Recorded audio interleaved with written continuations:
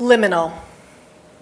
From the Latin limen, and defined in most dictionaries as a threshold, or being in an intermediate state, phase, or condition. In other words, liminal is that strange and mostly uncomfortable place where the old ways are dying and the new ways have yet to be born. Being in the liminal feels odd, frightening, and at times impossible. It is like having gone through the looking glass where big is small and up is down, and the Queen of Hearts looks strangely like Donald Trump. Beyond the collective liminality where we as a species find ourselves right now, I myself have been in this upside downness quite a few times in my life. In 1975, when I was 12, my whole family was in a liminal space. That autumn, the Carlins, our harvest, came in the shape of my mother finally deciding to go to rehab. After years of struggling with alcohol, cocaine, and Valium, she was down to 87 pounds, had not eaten in weeks, and really had no choice but to let go. It was either death of the ego or death of her body. Either way, she had to surrender. That Christmas, my alive, sober, and doing pretty damn well mother insisted on getting our little family out of town so as not to replicate the Christmas the year before. That went well enough on the actual day, but didn't really end well. Well, actually, it kind of never really ended. It was this awkward thing because I thought Christmas would never end. I mean, what do you say to your friends in February when they see that the stockings are still hung with care? So for Christmas 1975, off to Hawaii we went, more specifically, the Kahala Hilton on Oahu. The place where in the 1970s, Hollywood went for their Christmas paradise. And it was paradise. There were dolphins swimming in the inner lake of the hotel, poolside waitresses willing to bring my mom and I virgin strawberry daiquiris all day long. And most importantly, no drug-induced insanity for miles around. I was very, very happy that I was finally getting my real Hawaiian vacation, not like the one that I'd had a few years back with my family at the Napili Kai in Maui, where my parents argued day and night and eventually ended up brandishing knives at each other over the fact that my dad had hidden his stash of coke and would not let my mom have any.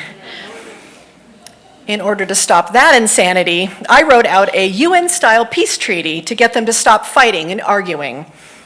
It stated, I, George/Brenda Carlin, will not drink alcohol or snort cocaine for the remainder of this family vacation. I even drew those little lines with their names, and they both signed it. A few hours later, my dad went into the bathroom and locked the door, and my mom accused him of bogarting the blow and proceeded to march straight down to the bar and order herself another bottle of Mateus Rosé. There was no paradise for me that year. But luckily, at the Kahala Hilton, we saw no cocaine, no alcohol, and no knives being brandished. Instead, we got Stephen Eady and Sammy Davis Jr. Unbeknownst to us, Stephen Eady and Sammy were doing a New Year's Eve show in the ballroom, and well, because we were who we were and they were who they were, we got to sit with them at their table for dinner and the show. The show. A perfectly 70s trying to be hip, but oh-show schmaltzy Stephen Eady. But the highlight of the night, Sammy Davis Jr. singing The Candyman. After the show, we were all, standing around schmoozing, and I was standing with my dad and Sammy Davis Jr. And they were talking about all that had been going on in their lives, and my dad had mentioned my mom's sobriety and his own battle with cocaine, and Sammy chimed in and told him about his own troubles with it, and he was trying to move on from its insanity. And I stood there nodding and relating to everything they said. I was only 12 years old, but of course had never done cocaine. But I also knew the all too harsh reality of its promise of paradise.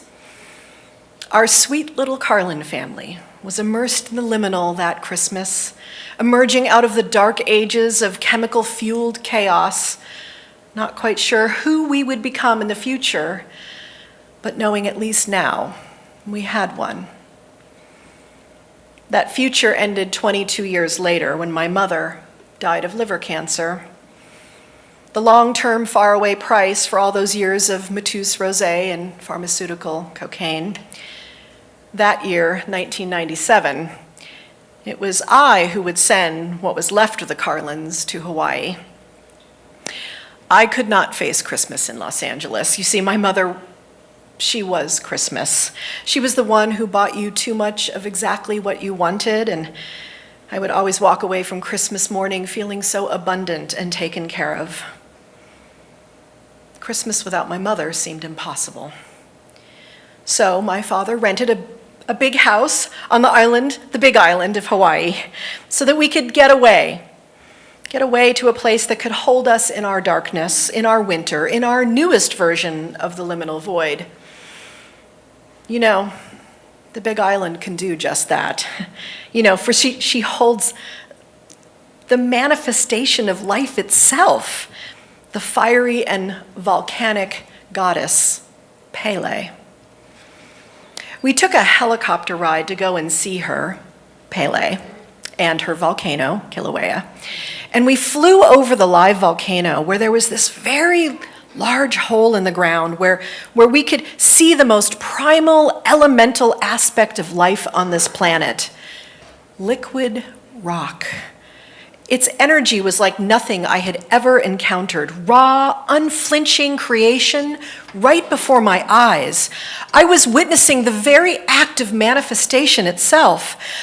My body-mind felt like it had been entered by a force beyond anything I could ever imagine.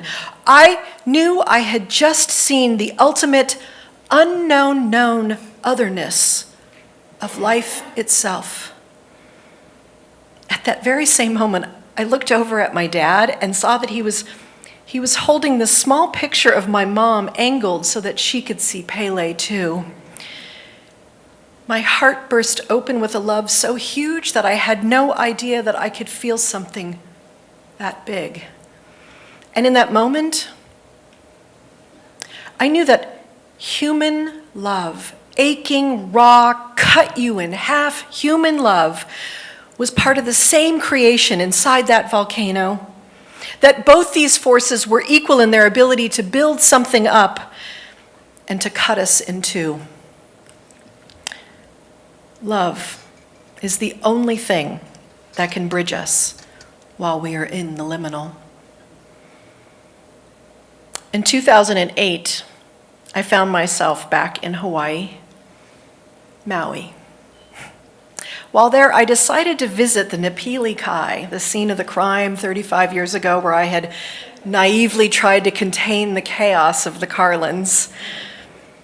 I wanted to see if there were any lingering effects of those dark days left on my soul. As I walked through the resort and on its beach, I was utterly amazed that all of the pain and the terror and the confusion were gone, dropped off, released, transformed, through decades of seeking and searching and healing. I don't normally believe in miracles, but I did in that moment. A door shut, an era was over, a wounded self had healed, and suddenly it was clear. The Carlins were whole again. On my way back to my hotel, I called my dad, and my dad rarely ever picked up the phone. I was ready to leave a message when he said, "Hey kiddo, dad, guess where I just was? The Napili Kai." What? Yeah, and I want you to know that there's this space and there's no pain and there's no confusion or anything. It's done. I'm done. We're done. There was this slight pause and quiet in his voice. That's great. really, really great. And then out of nowhere, I said to him, and Dad, I want you to know that the parts of ourselves, our souls that we left there 35 years ago, I just reclaimed them for us.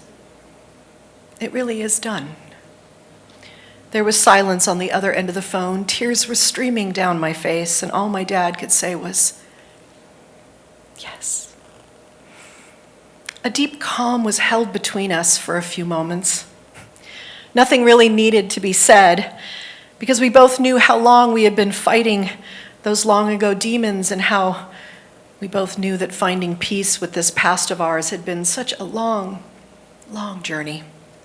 As I drove down that road, looking out at the bluest ocean I had ever seen, I knew that I had just connected with my father in a way that I had always longed to connect with him, deeply from our hearts and not hiding one single square inch of ourselves from each other. I felt like all of me was present with him, and I was his equal, his daughter, his teacher, his soul companion. I wanted this feeling to last forever. That was the last conversation I would have with my dad. 3 days later, he would be dead. And I stepped back into the liminal.